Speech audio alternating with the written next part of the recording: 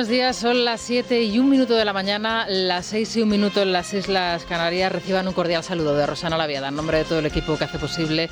Es la mañana de Federico en Es Radio en este miércoles 16 de noviembre. Hoy es Santa Margarita de Escocia. Qué gran mujer, reina de los escoceses, responsable de la evangelización y fíjense ustedes, la primera que no puso a sus hijos nombres gaélicos. Hacía grandes donaciones a la Iglesia de parte de la corona y, bueno, como les digo, tuvo 5 hijos. Además, 2 de ellos fueron santos y 3 de ellos reyes. Ahí es nada. Uno de ellos falleció en el campo de batalla junto a su padre, el rey Malcolm III, y Margarita falleció 3 días después de conocer la noticia. De ahí que, bueno, el nombre Margarita también sea un nombre muy típico, desde luego, en Escocia y muy habitual.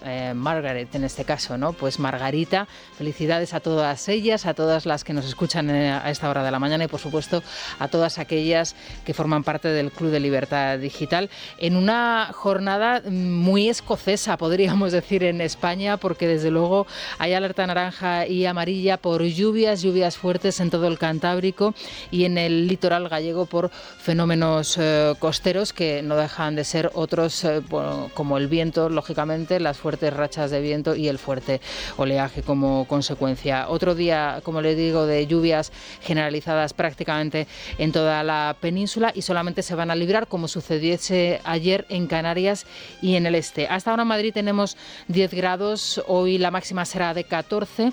Como les comento, la lluvia estará presente y esto hace que, lógicamente, las temperaturas tampoco sean demasiado frías. A partir de la semana que viene, por cierto, la situación va a cambiar y ojito, porque nos podemos enfrentar a la primera semana verdaderamente invernal del año. La máxima en Las Palmas de Gran Canaria y en Santa Cruz de Tenerife, 28 grados, que allí directamente lo que están disfrutando ahora mismo es de una pequeña ola de calor, porque cerca de 30 grados en las Islas Canarias son desde luego muchos grados. Y la mínima, ojo, porque ya tenemos varios candidatos en este pelotón del pasmo que encabezan Soria, Ávila, Burgos, Logroño y Pamplona con 6 grados. Miren, en estos momentos en los tribunales hay cerca de 100 sentencias firmes, 100 sentencias condenatorias pendientes de revisión desde que entrase en vigor la ley del solo sí es sí, la conocida como ley del solo sí es sí. Les estamos hablando de sentencias condenatorias por delitos sexuales graves y que, según la nueva ley, beneficiaría a los actuales reos, ahora mismo en prisión, precisamente por estos delitos. Delincuentes que podrían ver rebajada su pena o, en el caso más extremo, directamente puestos en libertad, porque esta ley, creada por Irene Montero, Victoria Rosell, Ángela Rodríguez Pam e Isa Serra, entre otras colaboradoras de la ministra, así lo contempla. No los jueces machistas, como en las últimas horas hemos tenido que escuchar de la delegada contra la violencia de género, no, la ley que ellas mismas han creado. Esto es lo que ha ocurrido en al menos 5 casos, como les digo, en las últimas semanas. En 2 de ellos, la revisión de la pena ha supuesto la puesta en libertad de los condenados. Uno de ellos, un pederasta que abusaba de los niños menores en el colegio en el que trabajaba, en la Comunidad Autónoma de Madrid. En otro de los casos, otro delincuente ha quedado en libertad tras abusar sexualmente con penetración de una niña de 12 años. Y en otro, por ejemplo, se ha producido una rebaja de la pena de la que se beneficia un padrastro por abusar de su hijastra de 8 años.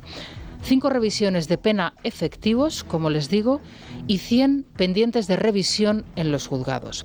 Victoria Rosell, delegada contra la violencia de género, dice que el problema no está en la ley, el problema está en los jueces que la aplican. No es un problema de la ley, creo que los ejemplos están claros y hay miles. Es un problema de interpretación voluntarista, judicial, en contra de los avances del feminismo, y esto ya lo han detectado los organismos internacionales. No, los ejemplos no están claros ni son miles, los ejemplos ahora mismo son 5 casos efectivos de rebaja de pena, incluso de puesta en libertad, para condenados por violencia sexual, por delitos sexuales, y en concreto 2 de ellos puestos en libertad por delitos cometidos contra menores, y 100, vuelvo a insistir, pendientes de revisión en los juzgados. En cualquier país democrático del mundo, serio y avanzado, estas estas mujeres, y voy a volver a repetir sus nombres, Irene Montero, Victoria Rosell, Ángela Rodríguez Pam e Isa Serra, deberían dimitir. Y en cualquier país democrático del mundo, serio y avanzado, el presidente del gobierno para el que ellas trabajan para, desde luego, los ciudadanos, pero han sido fichadas por este presidente del gobierno, debería cesarlas si en primer término no se produce un abandono voluntario de sus responsabilidades. Irene Montero todavía no se ha pronunciado al respecto. Simplemente se ha limitado a retuitear un tuit publicado ayer por Victoria Rosell, en donde básicamente venía a escribir lo que ustedes acaban de escuchar en el sonido que les hemos puesto anteriormente. Pero hace tan solo unas semanas decía esto cuando en el Congreso y en el Senado varias diputadas y varias senadoras le advertían de lo que iba a suceder con esta ley. Salen muchos titulares escandalosos, pero todavía no se conoce una sola reducción de penas. Y no se va a conocer. Es propaganda machista, insisto, el único recurso que les queda a los defensores de los agresores cuando hay avances feministas, no solo en materia legal para proteger a las víctimas, sino también en una cultura sexual que ya pone el consentimiento en el centro y que cada vez blanquea, normaliza y disculpa menos las actitudes machistas y, por supuesto, todas las formas de violencia contra las mujeres. No las hay, ningún caso de reducción de pena, ni las va a haber. Esto es lo que decía la señora Montero. Isabel Rodríguez, que es la portavoz del Gobierno, decía ayer que no podía opinar al respecto cuando era preguntada en la rueda de prensa posterior al Consejo de Ministros porque no conocía la sentencia.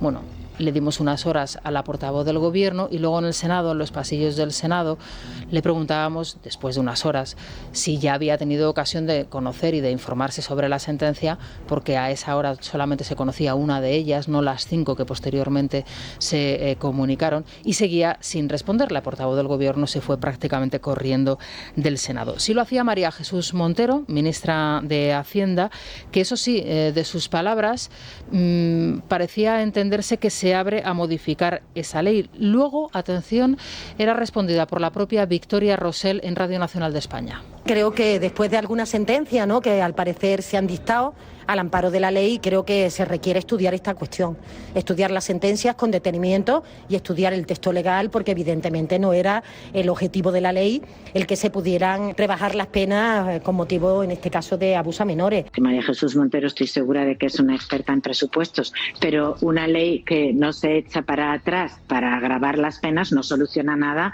porque siempre se aplica la ley más favorable, de manera que con que haya estado en vigor un día, el efecto es el que es. Quiero decir que ahora nadie se plantea revisar o reparar algo que no está dañado. Bueno, se lo planteará el Gobierno si así lo decide, desde luego, el presidente del Gobierno, que sigue disfrutando en Bali y luciendo modelito.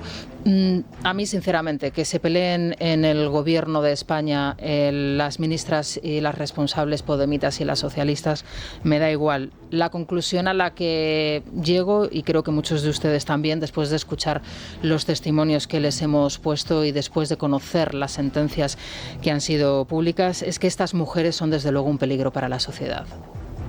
Son un peligro para nosotras mismas, las mujeres, son un peligro para los señores y son un peligro para nuestros niños. Estas señoras son un peligro para esta sociedad.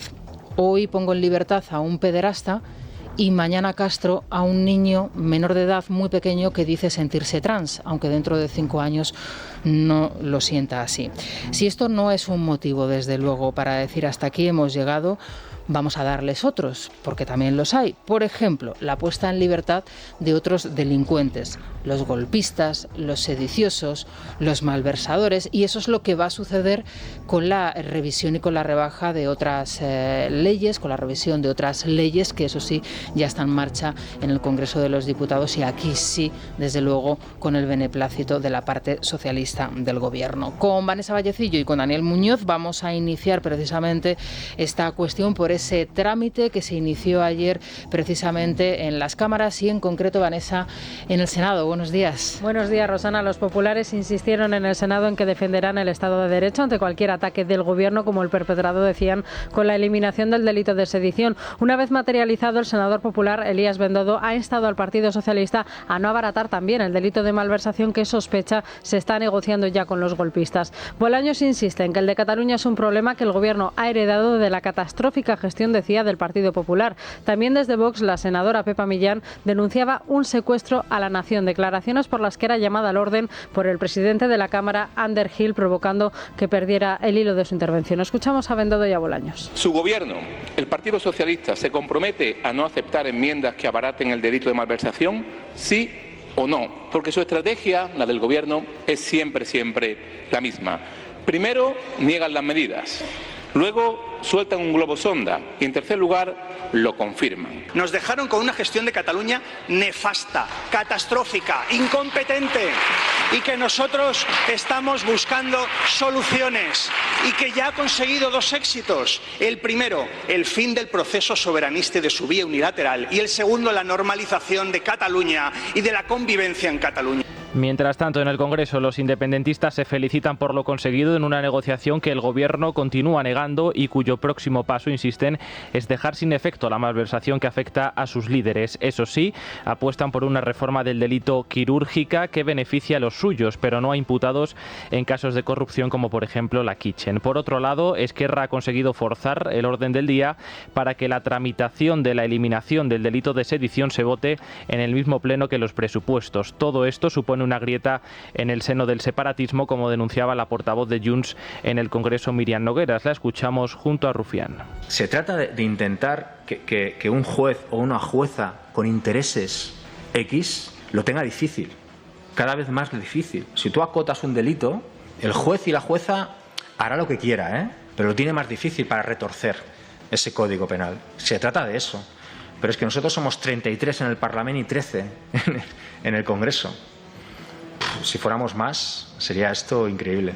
Esquerra ha escogido al Partido Socialista y ha escogido también limitar las capacidades políticas de los dirigentes catalanes y de todas aquellas personas que quieran seguir luchando para defender la independencia de nuestro país. No vamos a ser cómplices de blanquear ni al PSOE ni al Gobierno de España y mucho menos de facilitar que se llegue al objetivo máximo que tiene este Estado, que es poder extraditar al molt honorable president Puigdemont. Bueno, aquí estamos exactamente con una cuestión parecida. Otra vez, o sea, que Esquerra y que Junts se peleen, pues miren, señores, a estas alturas de la película, que se peleen, que se maten, que se envenenen, en fin, es su problema. El problema lo tenemos con el Gobierno de España. Cuando el señor Bolaños habla en el Senado de la normalización de Cataluña, ¿a quién se está dirigiendo? ¿A las familias que no pueden procurar a sus hijos una enseñanza en español en España, en Cataluña? ¿Se está dirigiendo a esos españoles que no pueden ofrecer a sus hijos porque se lo impiden en Cataluña unos estudios en español? Cuando habla de normalización, ¿a qué se refiere el Gobierno de España y a qué se refiere el ministro de la Presidencia?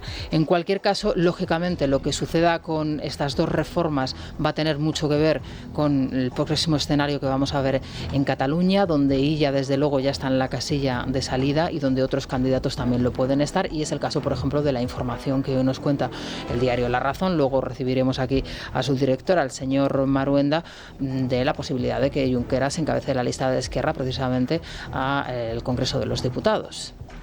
Y esta es una posibilidad y el escenario político, lógicamente, y los personajes de ese escenario político pueden cambiar. Dice La Razón que le preocupa mucho al Partido Socialista. Pues, desde luego, si le preocupase mucho, no estaríamos contándoles, desde luego, estas informaciones, estaríamos contándoles otras. Desde la oposición se continúan defendiendo diferentes posturas. Ciudadanos y Vox siguen, desde luego, defendiendo la presentación de esa moción de censura, eso sí, con diferentes formatos y diferentes formas. La formación Abascal promueve, además, esas movilizaciones a las que, desde luego, el Partido Popular y mucho menos Feijóo va a acudir precisamente porque quiere evitar esa nueva foto de Colón, ¿no? Cuando realmente lo que propició esa foto de Colón fue esa unidad, esa imagen de unidad del centro-derecha en España. Ayer, en este mismo programa, en este mismo estudio, era evidente la decepción de Santiago Abascal con la reacción de Alberto Núñez Feijóo a la propuesta de Vox, y he de decir que ayer, sin mencionar de nuevo a la formación y ni muchísimo menos a su líder, a Santiago Abascal. Feijóo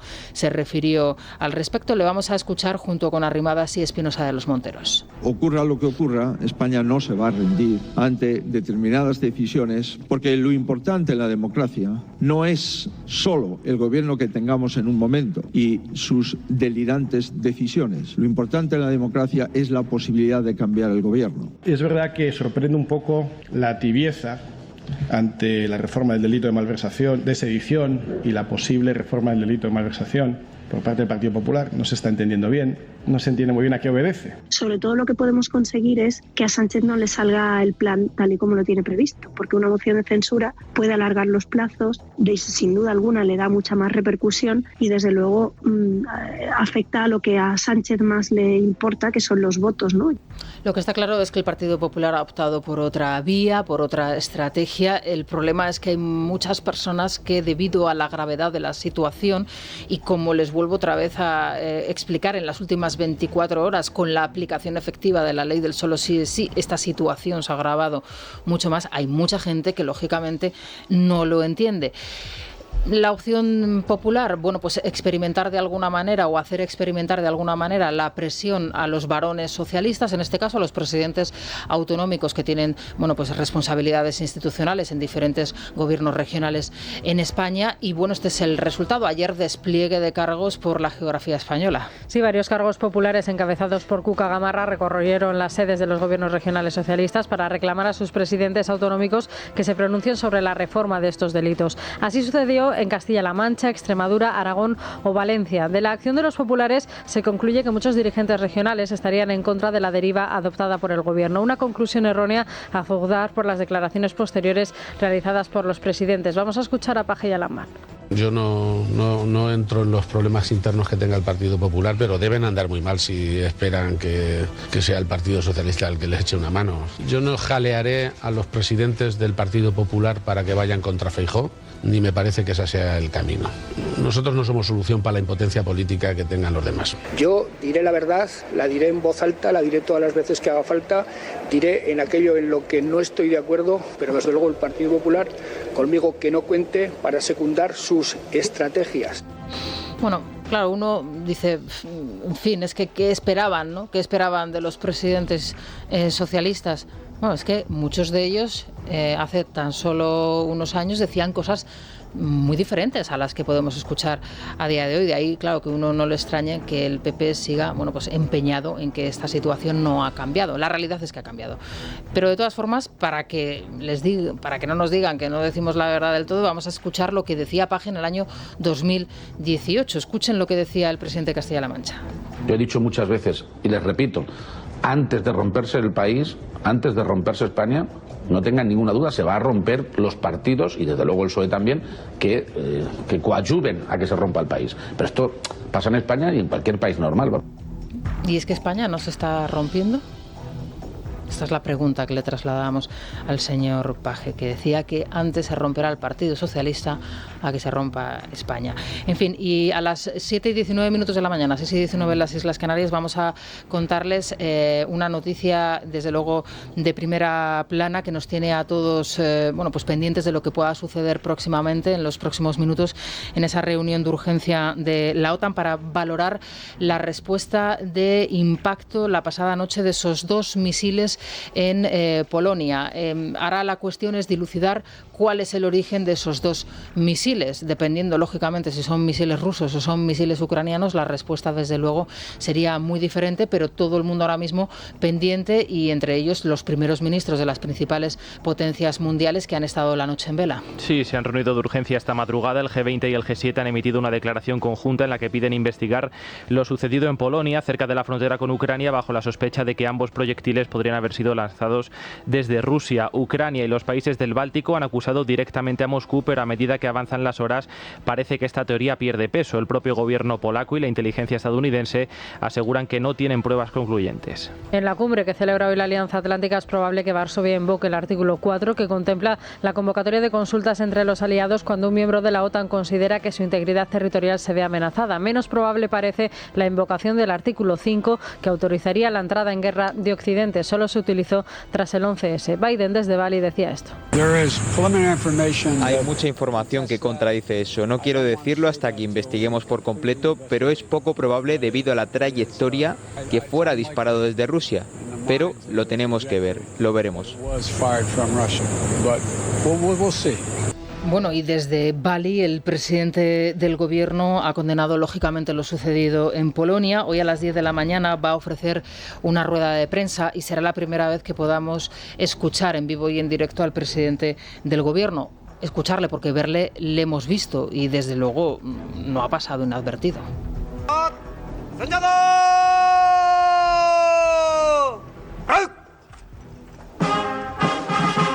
Pues con este recibimiento ha sido recibido el presidente del gobierno junto con su mujer Begoña Gómez. Ambos lucían desde luego una indumentaria, llamémosle llamativa, atípica, es la típica de Bali por supuesto, tanto por los colores como por la forma como por el diseño, y es una manera pues especial, entiendo que de homenajear tanto a los propios balineses, no sé si a ellos mismos también, pero desde luego era una apuesta digamos que arriesgada, ¿no, Daniel? Que no ha pasado desapercibido. Vamos a dejarlo ahí, y así concluía una jornada en la que el presidente mantenía reuniones con otros líderes mundiales, incluido el dictador Xi Jinping. Explicaba a Moncloa para valorar la situación geopolítica. Al término de ese encuentro, el ministro de Exteriores, José Manuel Álvarez, que acompaña a Pedro Sánchez, reivindicaba que el presidente había pedido al dictador interceder en la guerra de Ucrania. Ha sido la solicitud que le ha hecho el presidente del gobierno de utilizar su buena relación,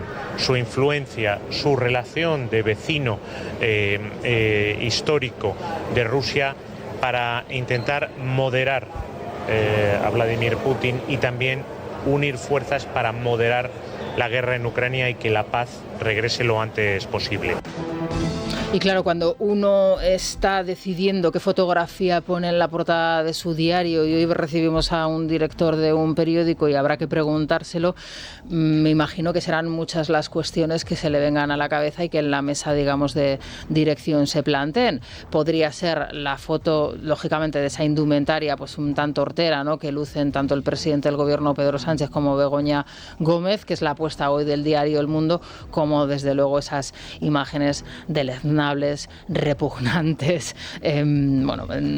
Permítanme que deje aquí los calificativos del presidente del gobierno cruzando la mano a Xi Jinping, la bandera del régimen comunista tras los dos y la bandera de España. Claro, es que si hay que elegir, ¿con cuál se quedarían ustedes?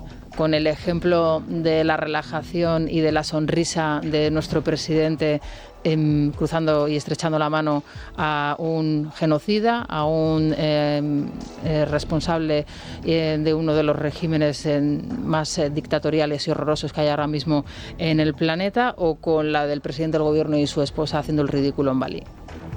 Bueno, pues esta es una cuestión que plantaremos a partir de las 8:30 en la tertulia. Vamos a hacer una pausa, pero antes nos conectamos al planeta con Iberia. Bueno, Sergio, vamos a por ese reloj España. La verdad es que ya van quedando menos unidades, así que hay que darse prisa, ¿eh? El reloj modelo España, que estaba limitado, recordemos, a 300 unidades y que ya llevamos 15 días de entrega. O sea, empezó en noviembre, sí. Viene Navidad. Recordemos que además se puede financiar sin intereses, muy importante en los tiempos actuales, y que el precio es de 275 euros, que todos los socios del Club Libertad Digital tienen un descuento con el código SOCIOSLD, todo ello en mayúscula, y que saben que va grabado con su nombre, por lo que hay que pedirlo con tiempo, porque claro, Navidad están ahí, queda ya un mes más o menos. Qué elegante es, qué bonito es. Sí, encima en dos colores, el dial interior verde y azul marino, o sea que tienen para elegir ahí. Para elegir los dos, un clásico, nunca fallas, con el verde, con el azul marino, y bueno, desde luego el Club de Libertad Digital es un gran invento del hombre, pero la financiación también, porque esto ayuda mucho. Sí. Y ya saben que para conseguirlo en yoquiero1.com. Yoquiero1.com. Buenas tardes de la mañana, a las 7:36, con Sergio Heras y con Silvia Ribeiro. Vamos a repasar otras noticias que nos deja la jornada. ¿Se pensaban ustedes que las concentraciones contra el gobierno de Isabel Díaz Ayuso este fin de semana en Madrid no iban a tener su eco posterior durante toda la semana? Pues claro que lo están teniendo, pero probablemente no en el sentido de los que promovieron las manifestaciones, sino en otro bien distinto. Hoy se va a reunir una representación de los diferentes sindicatos médicos en Madrid, y lo hace por primera vez, y este es un punto de partida rápida para tratar de solucionar un problema que, insistimos, no afecta solo a la Comunidad de Madrid, sino que afecta también a otras regiones españolas, que es el problema de la sanidad, el aumento de la población, la carencia de efectivos, la necesidad de que haya más medios y, por supuesto, más personal y que efectivamente estén mejor remunerados, que son básicamente la lista de la compra que presentan los expertos cuando se reúnen y cuando exponen sus demandas. Pero, insistimos, no solo en la Comunidad de Madrid, sino también en otras comunidades autónomas. Silvia. Sí, hoy se reúnen aquí en la capital por primera vez la Confederación Estatal de Sindicatos Médicos y los representantes de los sanitarios de Cataluña, Andalucía y País Vasco para reclamar soluciones para el conjunto de sanitarios en toda España tras la manifestación del domingo en la ciudad. En la mayoría de comunidades autónomas la atención primaria deja de recibir pacientes a las 3 de la tarde, a diferencia de Madrid, que alarga ese servicio hasta las 9 de la noche. Todas las regiones además se quejan de la falta de facultativos y de las largas listas de espera. Este martes la Consejería de Ruiz Escudero y los sindicatos madrileños han acercado posturas y se han emplazado a seguir negociando. Ángela Hernández es la portavoz de AMITS. Estamos muy alejados aún, pero desde luego lo que nos han presentado es algo más ordenado y más claro, y además recogiendo algunas de las alegaciones y de las cosas que les dijimos nosotros respecto al viernes. Es decir, es positivo respecto al viernes. Santiago Abascal apoya a la presidenta de la Comunidad de Madrid, Isabel Díaz Ayuso, en la crisis abierta por la izquierda en el sector sanitario. El líder nacional de Vox, sin embargo, advierte a Ayuso de que en la manifestación del domingo, además de representantes políticos, también había muchos sanitarios reclamando mejoras laborales legítimas. La portavoz de Vox en la Asamblea de Madrid, Rocío Monasterio, le lanzaba esta advertencia a Ayuso. Es muy importante escuchar antes de hacer determinadas afirmaciones. Es mejor ser prudente, esperar, estudiarse las cosas y luego ir a una reunión sabiendo sobre todo con qué recursos contamos. ¿Con qué recursos contamos? Porque lo que no se pueden es anunciar planes basados en recursos inexistentes. No se puede ofrecer abrir 80 centros con médicos si no tenemos 80 médicos disponibles. Bueno, pues llama muchísimo la atención el hecho de que Rocío Monasterio ayer arremetiese contra Isabel Díaz Ayuso con el tono que la caracteriza, lógicamente, y que luego aquí, en este programa, el presidente de su partido la defendiese, que es lo que hizo ayer Santiago Abascal. Es verdad que dijo, estoy con la presidenta de la Comunidad de Madrid. Lo que se vivió el domingo en Madrid no fue una manifestación de un grupo, de un sector que reclama y que tiene unas reivindicaciones por sus carencias, sino que es una manifestación y una convocatoria claramente ideológica, pero también hay que escuchar, lógicamente, las reclamaciones de los médicos de toda España, no solamente de Madrid. Y sale Monasterio, poniendo la puntilla. En fin, esto ya lo hemos vivido. Atención, porque el reloj comienza la cuenta atrás para José Antonio Griñán y en las próximas jornadas va a tener que ingresar en prisión. Sí, el expresidente andaluz tendrá que entrar en la cárcel en un plazo máximo de 10 días. La Audiencia de Sevilla insiste en calificar los delitos que se le imputan en la causa de los ERE como corrupción política y considera además que la alarma social derivada de este tipo de condenas obliga a su ingreso inmediato en prisión. Griñán, que ha pedido el indulto y ha planteado también un incidente de nulidad en el Supremo, está condenado en firme a 6 años por malversación. La ministra de Hacienda, María Jesús Montero, ha insistido en el derecho de Griñán a solicitar ese indulto. Yo creo que el Gobierno ha sido muy claro respecto a esta materia. Evidentemente, todas las personas condenadas tienen derecho a pedir su indulto y como establece la ley, todo hay que estudiarlo conforme el procedimiento. La escalada de precios, que suma 13 meses sin descanso, ha llevado a una reducción del 16% del contenido de la cesta de la compra. Los españoles sacrificamos sobre todo los productos frescos, los que son más caros. En el caso de las legumbres, la leche entera o los huevos han subido en un año más de un 25%. A pesar de los datos, la titular de Economía y vicepresidenta primera del Gobierno, Nadia Calviño, presume de los datos de la inflación en nuestro país. La bajada de España contrasta con la tendencia alcista en el resto de Europa. Así, España se ha situado en octubre como el segundo país con la inflación más baja de la zona euro. Esperamos que la inflación se mantenga en España en el entorno de este nivel hasta final de año y que retomemos la senda a la baja en 2023. Como se nota que estas señoras ministras no hacen la compra o tienen a alguien que se la haga, desde luego, porque hacer este tipo de valoraciones el día en que hemos conocido que en un año la cesta de la compra ha aumentado un 16% de productos básicos, no se crean ustedes, también es destacado. Que nadie se sorprenda, ¿no? Estaba visto que lo iba a hacer, sí, Donald Trump. Con el fin de hacer que América sea grande y gloriosa otra vez, esta noche anuncio mi candidatura a presidente de Estados Unidos.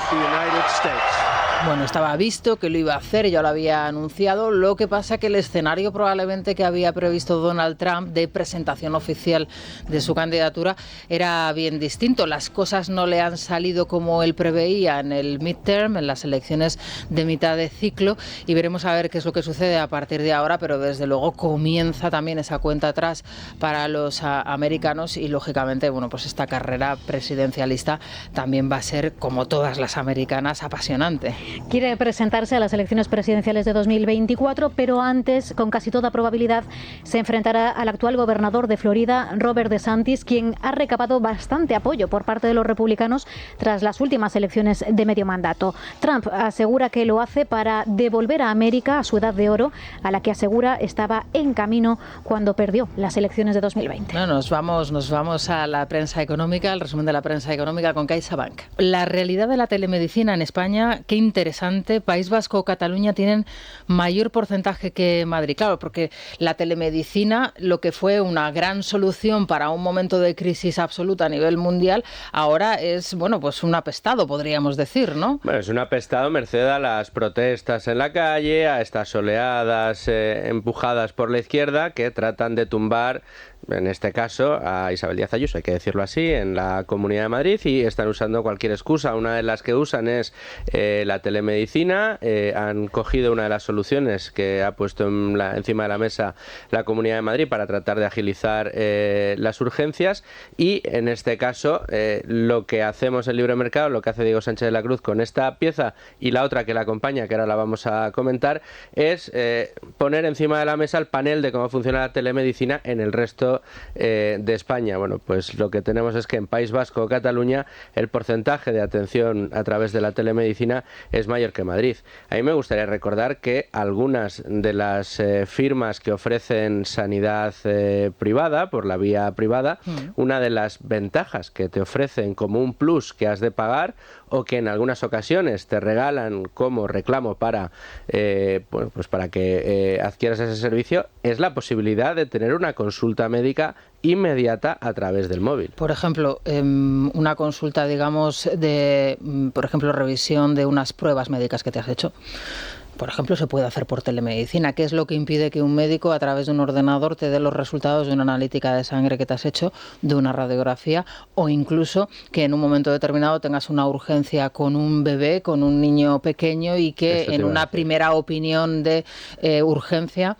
¿Cuántas veces no nos ha pasado a padres primerizos que no sabes qué le pasa al niño, no sabes si tienes que ir a urgencia, pues ya te han dicho que no tienes que ir por cualquier cosa, pues tener esa opción, esa posibilidad. En fin, oye, qué interesante, ahí la realidad de la telemedicina. Y luego otro importante, los 4 puntos que dejan evidencia a, como ya se llama, a los batas dorada, ¿no?, a los que se están manifestando frente a Ayuso. Bueno, pues de cara a 2023 Madrid aprueba un fortísimo aumento de 1.000 millones de gastos sanitarios hasta llegar cerca de los 10.000 millones, 9.789. Este es solo uno de los 4 puntos que se destacan, que se detallan en esta pieza y que vienen a poner en evidencia precisamente las protestas que hay en la calle. Uno de los más llamativos es bueno, toda la polémica que hay con esos 80 centros de atención de urgencias que han levantado muchísima polémica y que resulta que están pactados con sindicatos, al menos con la mayoría de los sindicatos. Los dos que no son los que se están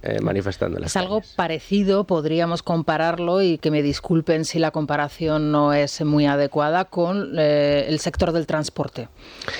Cierto. Podría ser algo parecido. Hay una agrupación del transporte que trata una movilización sin que las grandes, digamos, asociaciones de transportistas la apoyen, y bueno, pues visto lo visto, ha fracasado esa última movilización. Algo podría... Las distancias son que en el caso del transporte detrás hay una realidad que vive una parte del sector más pequeña que no puede competir con los grandes y que es la que al final se manifiesta. En este caso es un los que se manifiestan están teledirigidos. Bueno, está claro que la sanidad es un problema, es uno de los grandes retos que afecta a España. La vivienda es otro, desde luego. La vivienda y la escasez de vivienda en las grandes ciudades es otro problema que llevamos ya padeciendo muchísimos años. Fíjate, la vivienda además es un problema agravado por el problema de la financiación para la compra de vivienda, que es otro de los factores que hay que meter en la coctelera para poder analizar el modelo. Pero lo que tenemos, lo destaca hoy el diario Expansión, es que Málaga, Gerona, Valencia y Madrid baten los precios ya pre-COVID, es decir, el mercado parece que ha conseguido alcanzar esa velocidad que llevaba antes del parón por el coronavirus, que nos ha costado 2 años superar en algunos sectores. España como país todavía no ha sido capaz de alcanzar, es el único país de Europa que todavía no ha sido capaz de alcanzar esos niveles pre-COVID, pero en el caso de la vivienda hay mucha preocupación. ¿Por qué? Pues porque precisamente por esa velocidad crucero que habíamos cogido después de la crisis financiera de finales de los 2000 y que acabó con el modelo, fue letal para el sector del inmobiliario y de la construcción, bueno, pues recuperábamos velocidad, el COVID viene y ahora parece que levantábamos cabeza. ¿Qué sucede?